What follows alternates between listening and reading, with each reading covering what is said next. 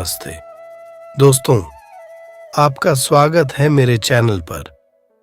तो दोस्तों, आज हम एक ऐसी कहानी के बारे में बात करने वाले हैं जिसको सुनने के बाद आपको भी अपने कर्तव्य को करने की सीख मिलेगी। दोस्तों, जब भगवान को अपने भक्त की परीक्षा लेना रहता है तो वह अलग अलग रूप में आते हैं और अपने भक्त की परीक्षा लेते हैं। इस कहानी में भगवान अपने भक्त की परीक्षा लेते हैं और उसे सच्चा कर्तव्य सिखाने की कोशिश करते हैं, और इसमें भगवान का एक ही मकसद होता है कि अपने भक्त को अच्छी सीख देना। आइए इस यात्रा में हम आपको एक ऐसी कहानी के माध्यम से ले चलेंगे जो आपको सच्चे कर्तव्य की महत्ता को समझने में मदद करेगी। तो तैयार हो जाइए एक अनोखे अनुभव के लिए। तो शुरू करते हैं। सुनसान जंगल में राजा रास्ता भटक चुके थे।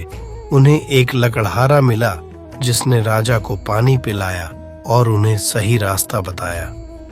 पानी पीकर प्रसन्न हुए राजा कहने लगा, हे पानी पिलाने वाले, किसी दिन मेरी राजधानी में अवश्य आना, मैं तुम्हें पुरस्कार दूंगा।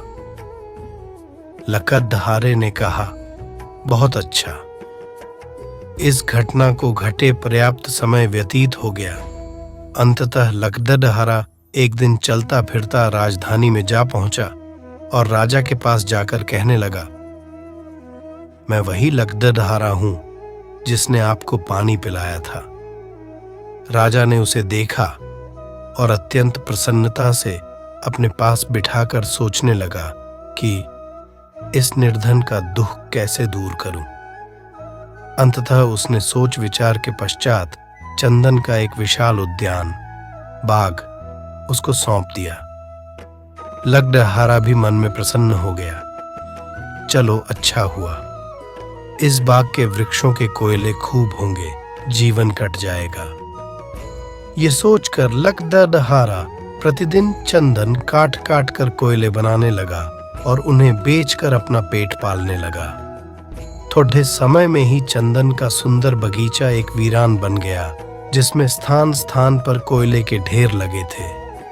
इसमें अब केवल कुछ ही वृक्ष रह गए थे जो लकड़हारे के लिए छाया का काम देते थे। राजा को एक दिन यूं ही विचार आया, चलो तनिक लकड़हारे का हाल देख आए, चंदन के उद्यान का भ्रमण भी हो जाएगा।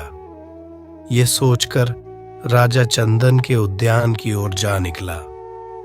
कहानी में आगे बढ़ने से पहले अगर आप चाहते हैं कि लक्ष्मी माँ की आप पर अपार कृपा हो तो इस चैनल को सब्सक्राइब कीजिए और कमेंट में जय लक्ष्मी माँ जरूर लिखें। उसने दूर से उद्यान से धुआं उठते देखा।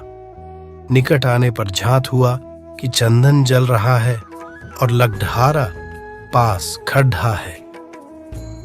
दूर से राजा को आते देखकर लकड़हारा उसके स्वागत के लिए आगे बढ़ा।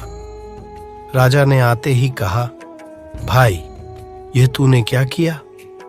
लकड़हारा बोला, आपकी कृपा से इतना समय आराम से कट गया। आपने यह उद्यान देकर मेरा बड़ा कल्याण किया। कोयला बना बनाकर बेचता रहा हूं।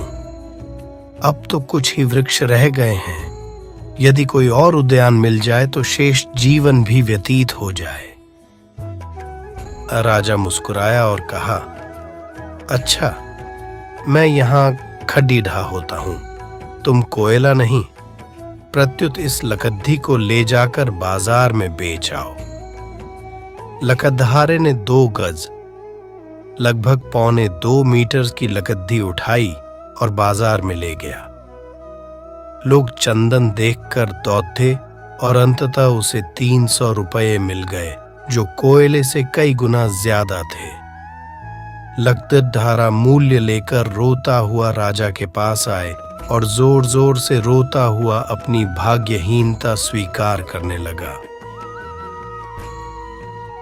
इस कथा में चंदन का बाग, मनुष्य का शरीर और हमारा एक एक श्वास चंदन के वृक्ष हैं, पर अज्ञानतावश हम इन चंदन को कोयले में तब्दील कर रहे हैं। लोगों के साथ बैर, द्वेष, क्रोध, लालच, ईर्ष्या, मनमुटाव को लेकर खिंचतान आदि की अग्नि में हम इस जीवन रूपी चंदन को जला रहे हैं। जब अंत में श्वास रूपी चंदन के पेड़ कम रह जाएंगे, तब एहसास होगा कि व्यर्थ ही अनमोल चंदन को इन तुच्छ कारणों से हम 2 कौड़ी के कोयले में बदल रहे थे।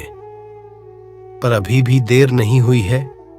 हमारे पास जो भी चंदन के पेड़ बचे हैं, उन्हीं से नए पेड़ बन सकते हैं।